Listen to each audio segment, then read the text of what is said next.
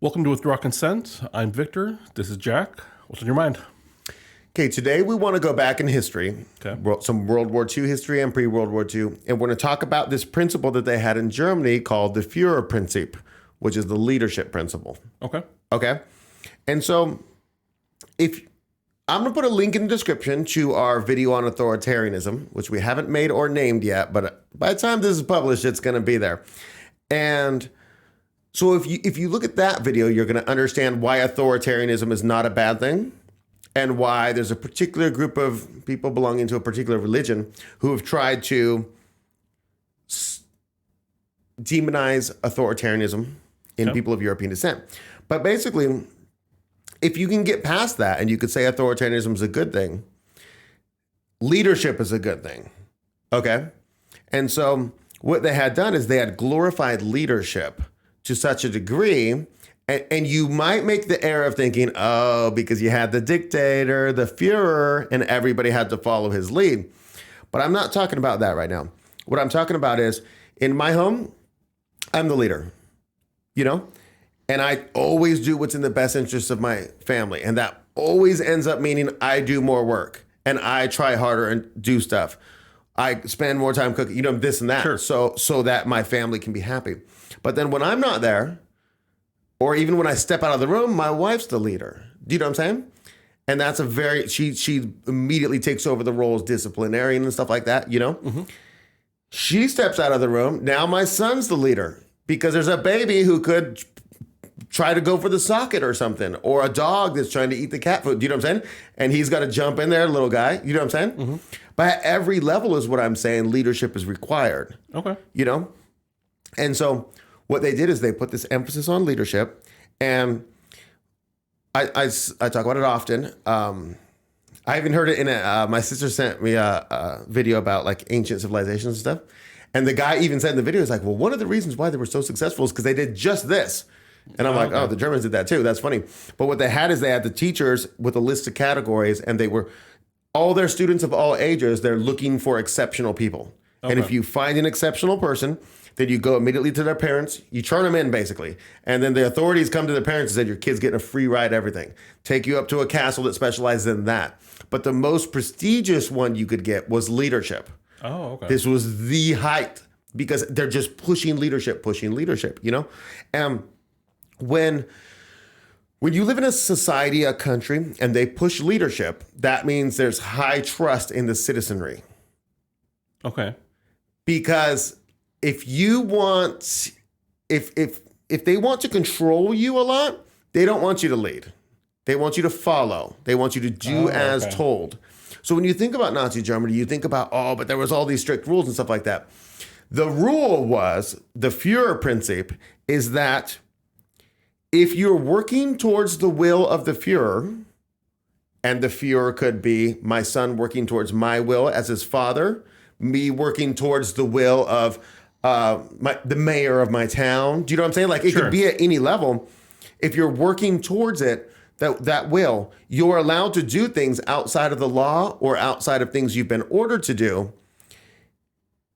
Because when you get caught, they're going to say, what's your justification for doing that? And you're saying, well, I was working, you know what I'm saying? And then they see and they're like, oh, well, that's leadership. That's fine. You know what I'm saying? Sure. Whereas in our society, it's like, but you ran the stop sign. Right. But you ran the stop sign. There's definitely a ticket. You know what I mean? Not necessarily, Yeah. But I'm just exaggerating, we'll say. And so I'm going to tell a story. And this will encapsulate this principle. Okay. And so basically, we're going to go back to the invasion of France. So it's World War II. Poland was invaded. They lost in less than 4 weeks or less than a month. And then there was a 8 to 9 month phony war. And then Germany invaded France, who was at war with them. And basically what happened is they did their secret plan. And their secret plan was they were feinting from the north, just basically redoing the World War I attack, And then basically they snuck through the Ardennes forest. Okay. And it was like 1.5 million troops, 1,500 tanks, if I recall the numbers correctly. And so then they get through, and then the panzers are ordered to hold the bridgehead, And so the commandos take the river, the pillboxes, and then the engineers come make the bridges. So now the panzers get to the other side, and they're supposed to protect the thing. And Rommel looks around, who's in charge of that particular group, and he says, "I don't care what my orders. We're just going." Bless you. And he starts just pushing, right? And he runs his panzers so fast that he lost communication with the German High Command, which is their military command. And so both in Germany and France, they started calling them the Ghost Division because nobody knew where they were at, including his own superiors. And his orders were to stay back there at the bridgehead. But what happened is, I guess I got to do this backwards because so Germany's sweeping down here through the lowlands through Belgium and Holland, and so the French are coming up, but he's cutting through here, and he's cutting to the sea because he's going to kill their communications, and basically. Where this Führerprinzip comes in here is that he's denying direct orders, okay? And this can go one of two ways for him. Mm-hmm. It can go really good or it can go really bad because now you're the leadership and everything is on you. Sure. When you're following orders, I was just doing what I told, and they said this was a good strategy and we lost the entire war. But if you see that something is a better strategy, but if it fails... You fail. It's on you. It's on you. Like you're a traitor at that point because you were given good orders. Say, what if there was an ambush and then the bridges got destroyed and then all the tanks rolled up and then they kept the entire 1.5 million people stuck in the forest. Right. And then the war's over. Like imagine that happened. Anyways, Rommel's going and eventually the French tanks find him, And these French tanks are ridiculous. Maybe I'll put a picture on the screen if I can find one. But they're these huge bulky things. They're like World War I. But they got a lot of them. And they still shoot bullets, they still shoot good rounds, And they have all these new panzers because you remember they were disarmed. So they had to rearm. So everything's newer, And they're fast, And they're smaller. The profile's way better. Anyways, and then the battle's going on, But it's just not going good for the Germans because there's just too many French tanks, And then at one point, Rommel's tank gets hit, and it's smoking. And the Germans just churn. It's over, They just churn. And this guy, he pops his top, it's smoking. He stands up on the top, he pulls out his saber, and he points it at the French, He jumps off his tank and he starts running across the battlefield towards the French because everything is on the line. Right. This entire war is going to come down to this second here, All the Germans who are fast, they whip around and they're just trying to get between him and their tanks. Well, the enemy tanks aren't going to shoot the one dude. They probably should shoot the one dude. Do you know what I'm saying? Because he's the most dangerous person on the battlefield. Anyways, next thing you know, the Panzers have traversed the entire battlefield and now they're in the French lines, And they're trying to churn their turrets and they're trying to rotate, but that's not what they're made for. They're old tanks, Yeah. Anyways, they ended up carrying the day.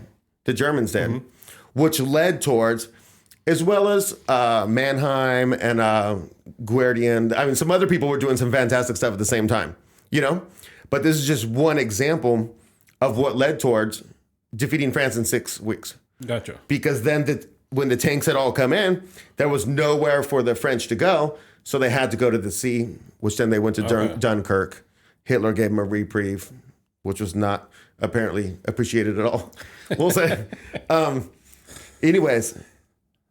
And so this is just a story about the leadership principle. Okay. Yeah. And how if you didn't have the leadership principle, Rommel would have kept his tanks at the beachhead. Okay. Say, okay, well, Germany would have still defeated France. Maybe. There's a lot of leadership principle going on all over, too. Sure. Not just this one thing I was saying, but it could have been a long, protracted war that, it took a couple years and they got France, Right. But instead, just imagine the benefit to you if you could have this. If you lived in a country where this principle was applied to your daily life, like think about school board meetings and stuff where you're just told to, right, by some petty people of very low value, I'm going to say. The goal isn't to be great or be great together or anything like that. It's just their own little kingdoms. Right. And so basically this story has no point. I mean, this whole episode has no point. Okay. I just wanted to tell you about this principle so that you could consider it. And then you could look back with a historical outlook and see, what were they doing there? Sure. And this is one of the things they were doing, and it was phenomenally successful. And it's different than our current. Right. Yeah. Because if you even took, in our society where they just want you to conform, obey, follow, Sure. The government-run media is just, I mean, it's terrible, Right. And then it's kind of a breath of fresh air to, and it's completely the opposite as you're told when you think about like Nazi Germany and you're thinking about like, well, every building was gray and the sun never came out from behind the clouds. If you look at every movie you've ever seen about it, you know what I mean? It was a sad time. No, it was the happiest time those people have ever had. Right. And it was a time where they had just an incredible will to do stuff. Sure. Because the government was saying, we trust you. Break the law. You justify it later, but break the law. You know what I mean? If you need to. Right. Like imagine having that leeway. And then thinking about something like, say you were carrying a firearm or something, and you see a bad guy doing something bad. And nowadays you're like, man, I'm probably gonna go to prison for life. But I kind of gotta save the person. You know what I mean? And then you go save the person, Yeah. You spend hundreds of thousands of dollars in legal battles. Maybe you only get 6 years. For doing the right thing. Right. Yeah. And then imagine like what would happen in that country, in Germany at the time. Mm-hmm. This wouldn't be a question. Right. It would just be, a crowd would come out, throw you up in the arms. You'd be like, I got a firearm. Stop throwing me around. And they'd be, you know what I mean? Didn't you tell me about some law that they had about firearms and you can't be sued or the gun couldn't be taken from you or something. I feel like there was some story that you mentioned recently. Maybe not. No, that was a theoretical thing. Oh, theoretical. And it was, okay. I'll just relate it because you already told them. Okay. I was saying theoretically, citizens should be allowed to have guns. Okay. All citizens should be allowed to have guns. If you're not allowed to have a gun, then you shouldn't be a citizen. Yeah. But I was saying like if I was making the perfect country, I would say if you're not a citizen and you use a gun to stop a bad guy, but it's illegal for you to have that gun. Oh, okay. We're just gonna. It's cool, brother. Do you know what I'm saying? Good job. You're like, but I'm a Japanese tourist and I bought this gun off the black market and I was going to try to sneak it back. Don't care. Yeah. You just saved that woman who was getting mugged and maybe worse in the alley. Right. Okay. Just high five. We're probably going to take the gun from you. Yeah. Just because you kind of shouldn't have it. But then, you know what I'm saying? Yeah. Like, we don't need to, like, in our world, we'd be like, prosecute that Japanese person. Why? It's a good guy. Yeah, they're a good I mean? Yeah. Yeah, thank you. Pin a medal. Right. Give him a free, a comp him something. A lot of somethings. Right? Yeah. Anyways, that was kind of off topic. But basically, that's all I got, basically. Okay. I was thinking about your principle, and even if you weren't a leader, if you went into a business and you knew that it was these people that were, maybe not everyone was pulled out of school becomes the CEO or whatever, but instead of like wondering, I wonder what political maneuvering they did to get their job, you went in and go, these are great leaders that run these companies. Right. I'm happy to work here. It would change your whole outlook on just leadership everywhere. Right. If you had that principle everywhere. Yeah. And if we combine this with one of the other things that we talk about when we're talking about this historical time period, it's that fascism is the merger of corporations and state, Okay. And people are really scared of fascism because why would you want them working together? And the reason why you want them working together is because you want the state to always be working in the best interest of the people. Corporations are going to tend to work for the best interest of their profit line. So you need some way to pressure those corporations into working in the best interest of the people. So you can get the best interest of their workers, of their healthcare, of their wages first, and then profits second. Got to make profits because we don't want you to go out of business, but you should be putting the workers first.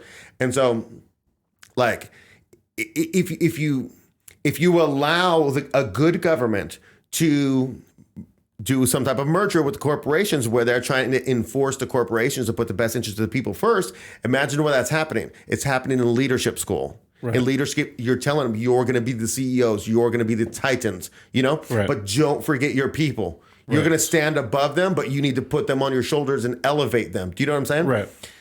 And so then these kids are getting indoctrinated.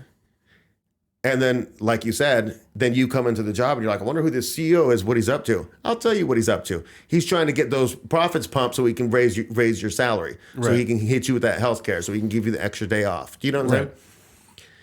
So anyways, so I appreciate your point. Okay. Cool. Let us know what you think about this. Very interesting topic. I haven't heard any of that. So hopefully you learned something, picked something up. And kind of something you can apply to your own life, I guess. Yeah. I don't know at a big scale, but definitely in your house and, that type of thing. Right. In your community. Yeah. Yeah, definitely. Let us know what you think. We release new episodes Monday, Wednesday, Thursday, 8 a.m. Pacific, 11 a.m. Eastern. Got a huge backlog at this point. history, World War II, current events, all kinds of things. Check some of it out. Maybe you'll like some of it. And hopefully we'll see you next time.